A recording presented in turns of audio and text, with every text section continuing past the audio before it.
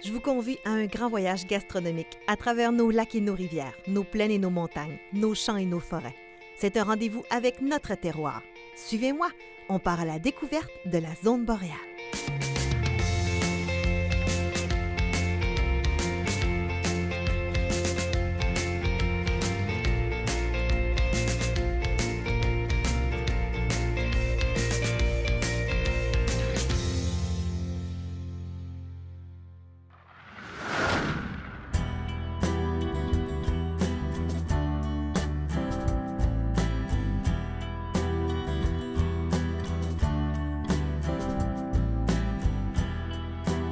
Un de mes rêves, depuis que je suis toute petite, c'est d'aller voir une ruche de près.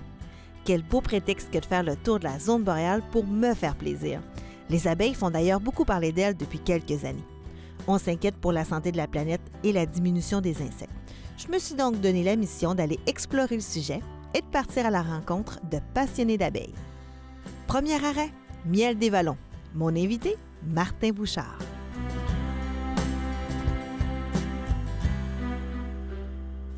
La première fois qu'on s'est rencontrés, je vous ai dit, vous êtes producteur de miel, puis vous m'avez dit non, c'est mes abeilles qui produisent le miel. Effectivement, c'est pas moi. effectivement. Fait que c'est vraiment le respect que vous avez pour vos petites bêtes est vraiment impressionnant. Tout à fait. Les abeilles, on les place, justement, c'est eux même qui vont choisir la fleur avec laquelle ils vont élaborer le miel. Je les laisse faire, ça ne donne rien de les forcer. J'ai déjà essayé de forcer la chose, puis ça ne fonctionne pas. Donc l'idéal, c'est qu'on laisse les abeilles travailler, puis on va récolter le fruit de leur travail. Qu'est-ce qui fait que le miel va changer de saveur? Parce que vous avez différents miels selon les saisons. C'est les sucres dans les fleurs qui vont changer. Au printemps, si on prend les pissenlits, c'est très mellifère un pissenlit, c'est plein de... Là, je vais compter des bobards. Là. Je ne sais pas si c'est du glucose ou du fructose, mais il y en a un des deux qui cristallise plus vite que l'autre. Donc tantôt, je vais vous en montrer dans la miellerie. J'ai du miel que j'ai extrait il y a quelques jours. Il n'est pas clair, il est déjà en train de cristalliser. Le miel d'été, avec la fleur d'été, lui, il va cristalliser très lentement parce que ce n'est pas les mêmes sucres qui vont le composer. Comme ce n'est pas les mêmes fleurs, ce n'est pas les mêmes pollens, ça n'aura pas les mêmes goûts. Comme une bière, on prend une bière blanche, on prend une Coors Light, puis on prend une bière de Riverbend. C'est trois bières qui ont un goût complètement différent, pourtant c'est de la bière. Alors c'est les ingrédients qui vont rentrer à l'intérieur qui vont différencier.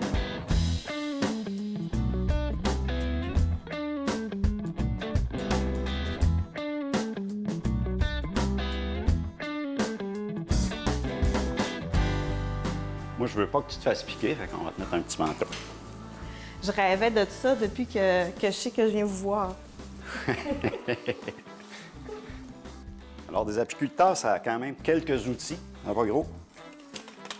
Ça, c'est l'outil principal pour aller dans la ruche. Ça, c'est pour allumer l'enfumoir, qui est l'autre outil. OK. On va aller voir ça.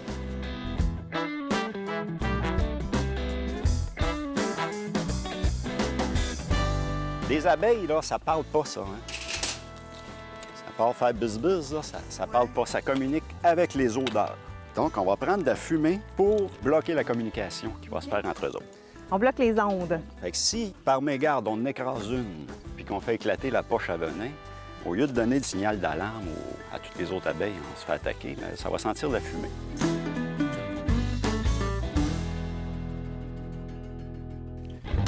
Dans une ruche, il y a trois types d'abeilles. On a la reine, elle est seule, normalement. Quand elle n'est pas seule, c'est pas normal. C'est pas supposé avoir deux reines. Ça veut dire que vous allez voir un essaim passer dans le ciel bientôt s'il y a deux reines dans la ruche. Il y a les ouvrières et il y a les mâles. Dans chaque boîte, il y a une reine. C'est la mère de toutes les abeilles qu'on va retrouver là. Là, on va aller voir ce qu'on appelle un nucléi. Ça veut dire que c'est un bébé ruche avec une reine qui commence à pondre, puis qui va nous construire les corps. Puis après ça, on va emmener à cette dimension-là. La reine, elle pond des œufs. Elle pond soit des œufs de mâle ou soit des œufs de femelle. Donc, quand elle pond un œuf, que je vais vous montrer sur le corps, là, et puis qu'elle ne fertilise pas cet œuf-là, ça va donner un mâle. Un mâle, ça n'a pas de père.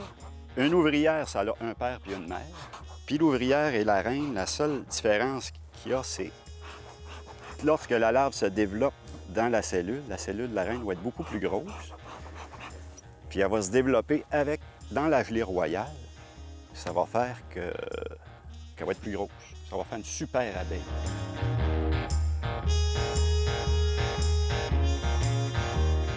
L'autre noir, ça, c'est les abeilles qui l'ont fabriqué. Ils ont toutes fait la cire, puis après ça, ils remplissent ça de miel.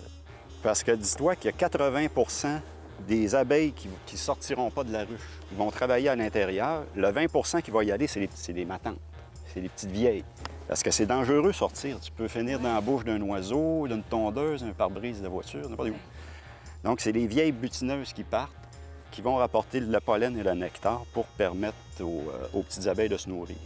Les petites abeilles vont prendre le nectar et le pollen en charge, puis c'est eux qui vont fabriquer le miel. Donc, la vieille abeille, elle butine dans le champ. La petite abeille fabrique le miel. La reine, elle pond, elle donne des ordres. Le mâle, lui, il se promène. Puis il attend que la reine ait besoin de lui, tout simplement. Des fois, il n'est pas chanceux, ils n'ont pas besoin de lui pendant toute l'année. Donc, puis à l'automne, là, quand ça va commencer à faire froid, mais les mâles, eux, ils vont être refusés à la porte.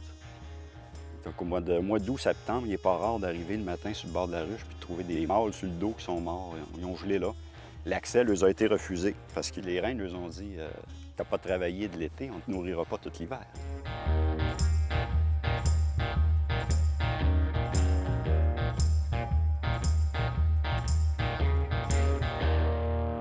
Admettons que c'est plein, là. Tes 10 cadres sont bâtis. Ouais. On va rajouter un autre étage, tout simplement. Là, ils vont continuer, ils vont construire, ils vont faire des abeilles. À un moment donné, on veut du miel, on veut pas juste des abeilles, hein? Oui. Donc, qu'est-ce qu'on va faire? C'est qu'après avoir mis l'autre étage par-dessus, on va y mettre une grille comme ça. Puis là, on va rajouter une autre boîte qui va être le magasin Fait que miel. c'est ça qui sépare les deux boîtes. Oui, ça, là, tu vois, la grosseur que là, la petite abeille, elle passe là-dedans, il n'y a pas de problème. OK. Mais la reine, elle, est enceinte. C'est une femme enceinte, la reine. Elle a des grosses fesses, elle n'est pas capable de passer là-dedans. Les mâles non plus. OK. Donc, tout se passe en bas. La chambre à couvain, la reine est là, elle fait des bébés. Puis les petits bébés, ils montent, ils passent à travers. Eux, ils font le miel. C'est comme ça que ça fonctionne. Fait que ça veut dire que dans chacune de vos ruches qui sont plus hautes, la reine est toujours dans celui du bas. C'est ça. La reine est confinée ici, à partir de la grille qu'elle a. Ça s'appelle la chambre à couvain. Ici, on a du miel. Là, ici, on a un autre dispositif, tu vois. Oui. L'abeille, elle, est capable de faire 3 km pour se trouver une fleur. Puis quand j'y mets un petit dispositif comme ça qui s'appelle un chasse-abeille québécois, parce que c'est une invention québécoise, c'est un petit labyrinthe. Elle doit rentrer par là, elle rentre par ici, Ouais. puis elle sort par là pour aller trouver la reine le soir. Puis le lendemain, bien, elle est pas assez brillante pour faire leur retrouver son chemin. Donc, qu'est-ce qu'on fait pour récolter le miel? On va mettre ça. On lève la hausse à miel, on installe ce petit dispositif-là, puis on redescend la hausse à miel.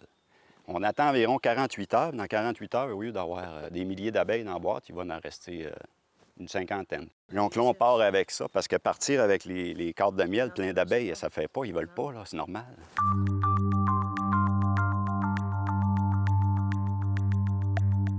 Pour faire un pot de miel de 500 grammes, là, c'est 5 à 600 abeilles qui ont donné leur vie pour faire un pot de miel. Une abeille va donner la moitié d'une cuillère à thé de miel dans sa vie. Dans toute sa vie. Ouais, on dit un dé à coude.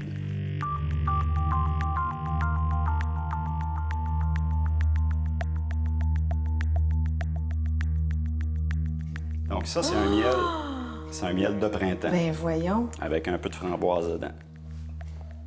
Là, c'est le top du top du top. Tu pourras pas... C'est mieux que dans un pot parce qu'il n'a pas été oxygéné. Il y a zéro transformation. C'est ça quand même, l'abeille. Ah. Pour l'extraire, le miel, là. Lui, on va tout le bouffer avant, là, mais si je voulais le mettre en pot, je vais prendre un peigne comme ça, que ça s'appelle un peigne à désoperculer. Donc, on va y passer un couteau comme ça, une herse comme ça, juste pour briser l'alvéole. On peut prendre une lame aussi, j'ai différentes sortes de couteaux. Une fois que c'est fait, on prend ce cadre-là. OK.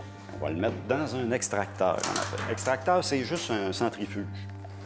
Là, ce que vous voyez, c'est le restant de l'ancienne extraction. Donc, on les met comme ça. Dans ça, il y a différents types là, de grosseur. Il y en a 2 quarts. Lui, c'est un 50 quarts. On le remplit comme ça. Puis après ça, on va sur le piton. Puis là, ça va tourner. Ça part tranquillement. Puis, par la force centrifuge, le miel va voler dans le côté. Il va descendre dans le fond. Puis on va le récolter par ici.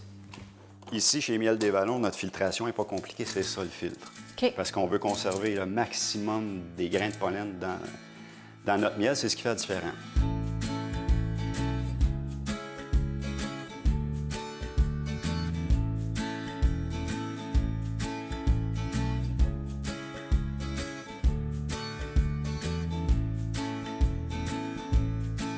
Le miel, c'est vraiment un produit que j'adore.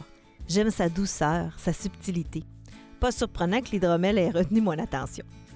Pour Miel des Ruisseaux, un des plus importants producteurs de miel de la région, l'hydromel est un produit qui leur a permis de se différencier et de se démarrer en agrotourisme.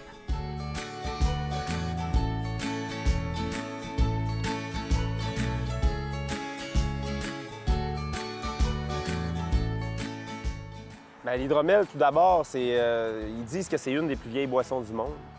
Les Vikings prenaient ça, ça leur donnait force et courage. Fait que, puis le miel, bien, c'est un des premiers, c'est un sucre naturel qui est disponible depuis la nuit des temps. Fait qu'on prend de l'eau, on le mélange au miel. Fait que là, on a notre mou de départ. Les levures, eux autres, ils vont consommer le sucre du miel, puis ils vont le transformer en alcool. Au début, on prend une mesure, on prend une densité, le sucre par rapport à l'eau. Fait que ça, c'est notre recette de départ. On sait que, mettons, l'hydromel au bleuet, il décolle à tant de densité. Bien là, on sait que le potentiel d'alcool transformable, il est atteint avec ça. C'est un petit appareil, c'est comme un thermomètre qu'on mesure. Fait que là, les levures transforment l'alcool, puis on doit surveiller. C'est comme un enfant, l'hydromel, quand il est en train de fermenter, bien, faut pas qu'il passe, on appelle ça passer douette, faut pas que l'hydromel passe douette. Si je dépasse, bien, j'ai plus la même recette, c'est plus le même hydromel. Il va être plus fort en alcool. Ouais. Oui, c'est une boisson artisanale, on a quand même une marge d'erreur de plus ou moins 1 %. On essaie de faire la même recette, mais il y a toujours un petit côté différent de chaque recette. Fait que ça invite les gens à revenir nous voir l'année d'après. Ah, ça, c'était du 2018 ou du 2017, OK? Fait que c'est ça. Fait que l'hydromel fermente. Quand il a atteint la bonne densité, bien, à ce moment-là, on stoppe, on arrête dans le fond, on tue les levures. On empêche les levures de proliférer puis de continuer. On a notre alcool désiré. Et à ce moment-là, bien là, on continue le processus, la clarification, la filtration, qui dure à peu près encore 3 semaines après ça. Okay. J'ai rencontré un jeune qui est venu travailler ici. Il voulait se faire de l'hydromel chez eux pour s'amuser, puis ça a fini qu'il nous a fait goûter ça. Puis ça de fil en aiguille, il est rentré ici, il a travaillé, il a fait des livraisons, il livrait le miel, puis en même temps, il développait des recettes. C'était vraiment là, plaisant, ce bout-là, là, travailler avec lui. Là. Ça a développé beaucoup notre côté agro-touristique. C'est un peu ce qui fait que vous vous différenciez ici aussi avec l'hydromel. Là. Oh oui, l'hydromel, bien, il n'y a pas beaucoup de gens. Là. On est à peu près 20-25 au Québec qui font de l'hydromel. Puis après ça, bien, dans la région, on est les seuls. Fait que, il y a des normes. Il faut avoir plus de 100 ruches, puis il faut avoir une miellerie avec... en tout cas, il y a un paquet d'éléments qu'il faut respecter au niveau de la régie des alcools. Puis je pense que ça amène quelque chose de nouveau, là. Tu sais, c'est super le fun. Il y a les microbrasseries, tout ça. Il y a de la bière, différentes bières artisanales, mais des boissons, il n'y en a pas beaucoup. Fait que là, on est quelques-uns là, qui font d'autres types de boissons. Puis je pense que Miel des Ruisseaux s'insère bien là, au niveau touristique, au niveau régional là-dedans. Ça amène une nouveauté puis une curiosité que les gens, il faut qu'ils viennent goûter pour savoir s'ils aiment le produit. Puis bien, souvent, on a tellement une gamme variée que des produits plus secs, plus sucrés, plus fruités. Chacun y trouve son compte.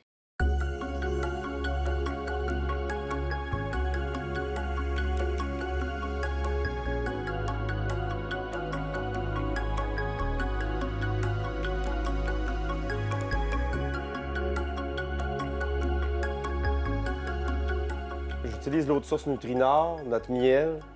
Notre miel, on le réchauffe, on l'incorpore à l'eau, on y ajoute des levures présélectionnées. Les levures sont différentes d'un hydromel à l'eau. Ça fermente environ 2 mois, 2 mois et demi. Le plus lent à fermenter, c'est le fleur d'Elysée. Lui, il est plus lent, c'est notre hydromel doux. Suite à ça, on fait un processus, il y a de la clarification, au même titre que le vin. Là, on va faire la filtration, puis la mise en bouteille. On a la mise en bouteille pour certains de nos produits, mais après ça, on a une mise en baril aussi qu'on va aller vous montrer. Là. On met de l'hydromel en baril de chêne. On a 2 sortes de chênes différents pour y ajouter une saveur différente. Puis combien tu réussis à faire de bouteilles par année à peu près avec ces 2 cuves-là? Ah, ces 2 cuves-là, je peux fleurer 7 000 à 8 000 bouteilles. Là. Ah oui, bien écoute, oui, c'est assez.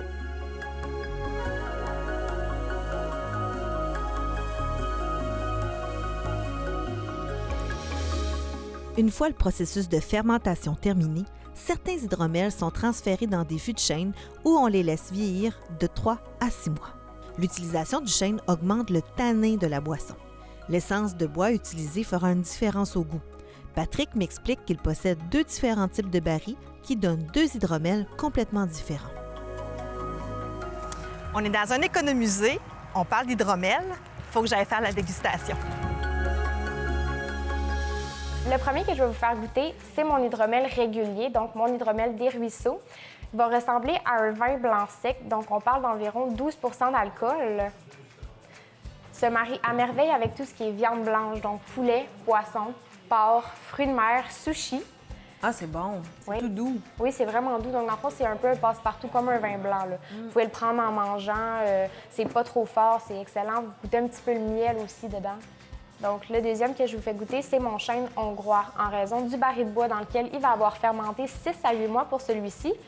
Donc, vous allez voir le côté un petit peu plus boisé, un petit peu caramel dedans. Ah, déjà au nez, on le sent. Oui, on sent vraiment le côté un petit peu plus boisé du baril de chêne. Et c'est complètement différent. Dans le fond, c'est vraiment l'hydromel des ruisseaux, le régulier, qui a été mis en baril de chêne hongrois, donc hongrois en raison de la provenance du chêne avec lequel le bois a été fait. Donc, celui-là, c'est le chêne français, donc encore une fois, en raison de la provenance du bois avec lequel le baril va avoir été fait. Donc, vous allez vraiment voir le côté boisé plus présent. Il va avoir des petites teintes de cognac, mais on tombe encore dans le 12 % d'alcool. C'est fou comment c'est différent.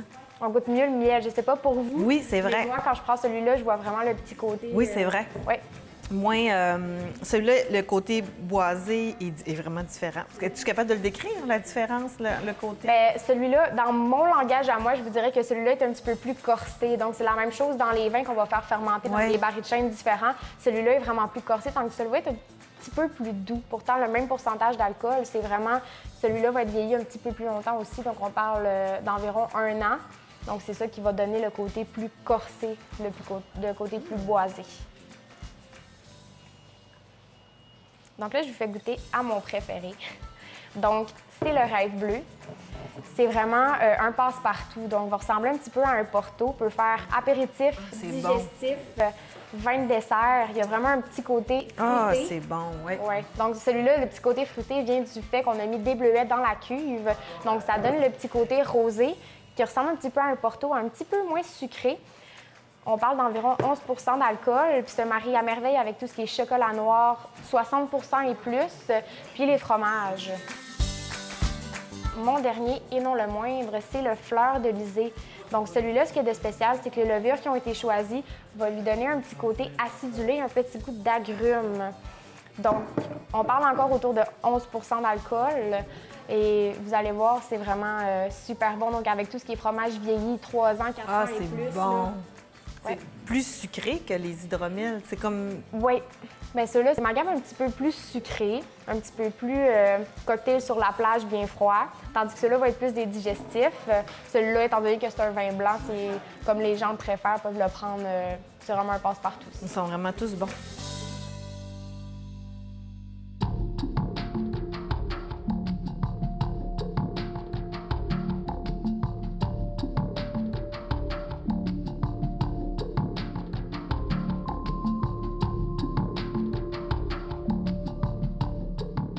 OK, on adore le miel, mais le rôle principal des abeilles est la pollinisation.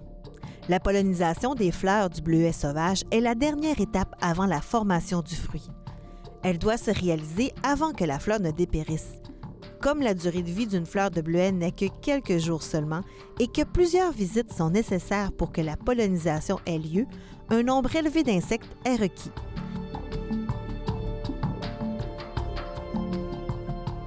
Nathalie Rivard de la ferme Michel Rivard et Filles fait appel aux abeilles, aux bourdons et aux mégachilles pour un petit coup de main.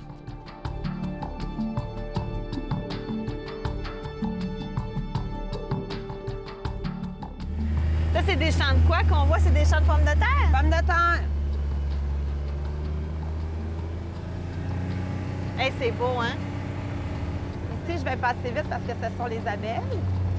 Tu sais, mettre des abeilles au champ, c'est toujours un guess. C'est environ 1 mois qu'ils vont être au champ. Donc, on ne sait pas combien il va y avoir de jours. La première importance d'avoir des abeilles, pour nous, c'est vraiment, vraiment important. C'est nos premières travailleuses. D'avoir des bleuets, c'est une chose, mais d'en avoir beaucoup dans ton champ, c'est une autre chose.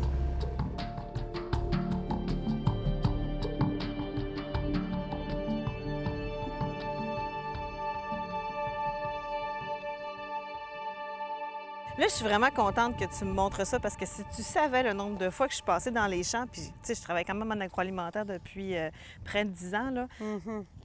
J'ai jamais compris qu'est-ce que c'était, puis j'ai jamais vu à l'intérieur. Là, je pense que je réalise un rêve d'enfance. Là. Mais c'est le fun aussi parce que c'est une abeille où on peut approcher.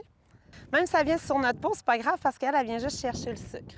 Puis c'est quoi la différence dans ton champ entre les abeilles à miel et les mégachilles? Est-ce qu'ils ont le même travail au champ? Ils ont le même travail, on veut qu'ils aillent polliniser d'une fleur à l'autre. Par contre, ils vont le faire différemment. L'abeille à miel, on sait, elle fait du miel. Puis l'abeille à miel, elle va aller polliniser toutes les fleurs qu'il y a à 4 km et plus avant de venir polliniser tout près de la ruche.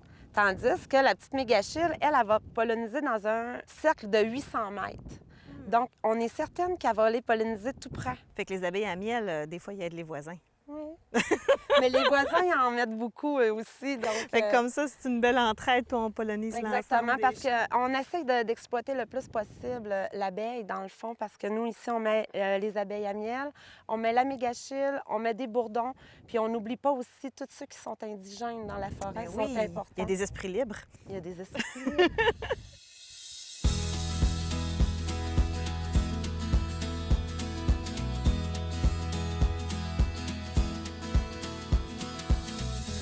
Donc, tu vois ici, tu peux avancer. C'est vrai! Chanceuse, il va en avoir bien plein à l'intérieur, regarde.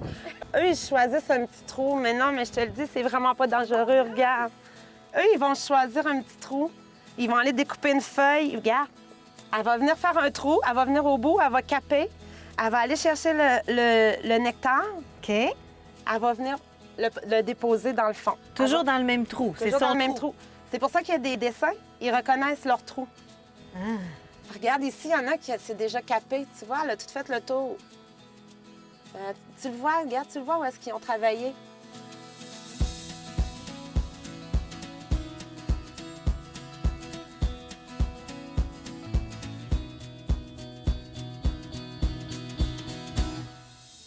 En quoi c'est important d'avoir différentes espèces pour aider à la pollinisation?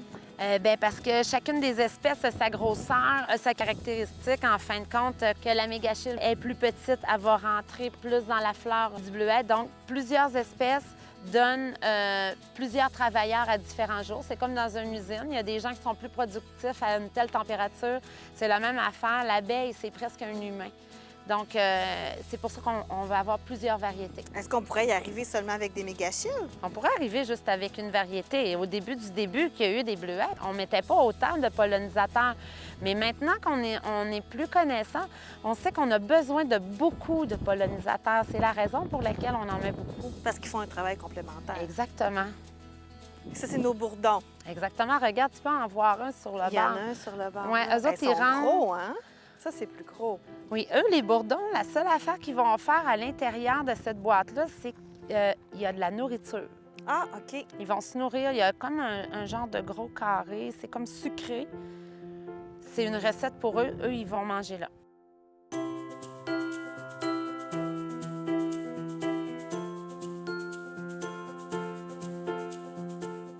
L'importance des abeilles pour la production de nourriture ne fait aucun doute. Sans elles, nos jardins et nos assiettes seraient vides. Une chute importante du nombre d'abeilles a été observée ces dernières années. Malheureusement, l'homme, avec l'usage des pesticides et la destruction des zones boisées, contribue au déclin de ces insectes. Les abeilles sont très sensibles aux influences contre nature telles que l'usage des désherbants, fongicides et pesticides.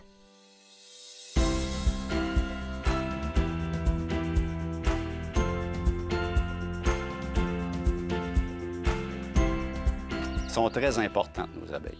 Pas d'abeilles, pas de pommes, pas d'abeilles, pas de fruits, en fait. La majorité des fruits, on mangerait juste des patates. Puis encore, je crois que comme les carottes, ça prend des abeilles pour faire la graine. Si tu n'as pas de graines, tu ne pourras pas semer tes graines l'année d'après.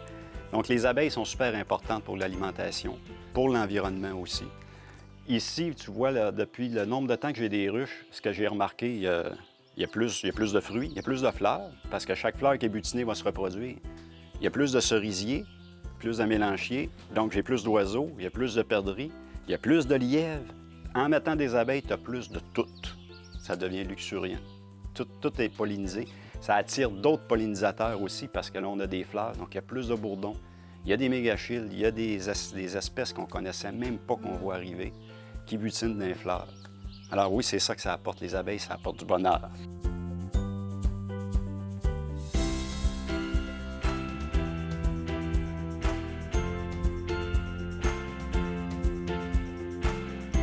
Sans avoir une ruche à la maison, qu'est-ce qu'on peut faire comme consommateur pour faire une différence?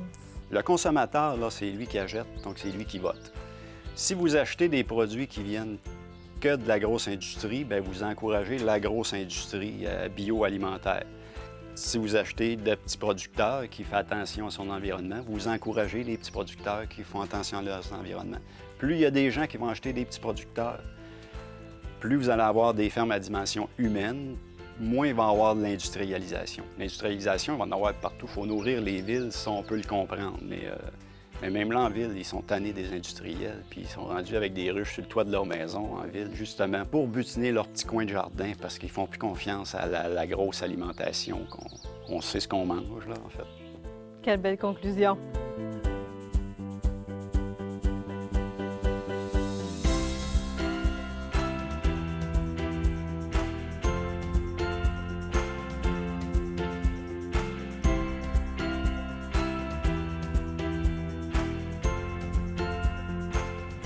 On dit qu'une façon de sauver les abeilles, c'est de manger plus de miel. Mais attention, achetez-le local et méfiez-vous du Canada écrit sur les contenants. Recherchez le logo d'Aliments Québec ou procurez-vous des produits du Saguenay-Lac-Saint-Jean. Encore mieux, achetez-le directement du producteur et incorporez-le un peu partout pour remplacer le sucre raffiné.